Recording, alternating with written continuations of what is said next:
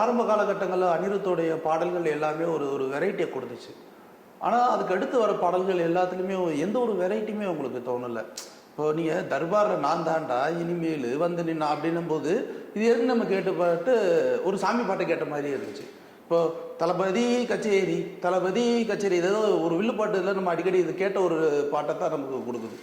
ஒருவேளை அனிருத் வந்து வேறு வழி இல்லாமல் ஏதாவது ஒன்று டோன் எடுத்து பண்ணணும்னு நினச்சி பண்ணுறாரா என்ன அப்படிங்கிறது தெரியல. இப்போ கத்தி படத்தில் விஜய் சாருக்கு கொடுத்துருக்க ஒரு பாடலுக்கு உண்டான வித்தியாசம் இந்த இதில் எதுலேயுமே சுத்தமாக இல்லை. ரெண்டாவது வந்து ஒரு ஒரு பெரிய அழுத்தத்தை நமக்கு இதில் ஒன்றுமே கொடுக்கல.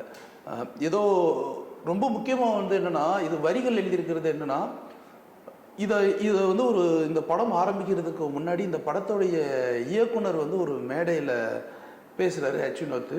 இந்த படம் எப்படி சார் இருக்கும் அப்படின்னும் போது அப்போ விஜய் சார் சொல்லிட்டாரு, என் படத்தை வந்து எல்லா கட்சிக்காரங்களும் வந்து பார்ப்பாங்க, எந்த ஒரு அரசியல் சாயமும் அதுக்குள்ளே இருக்கக்கூடாது, ஜனரஞ்சகமான படமாக இருக்கணும், எல்லாரும் பார்க்கக்கூடிய படமாக இருக்கணும் அப்படின்னு விஜய் சார் சொல்லிட்டாரு அப்படின்னு சொல்லி சொன்னாங்க.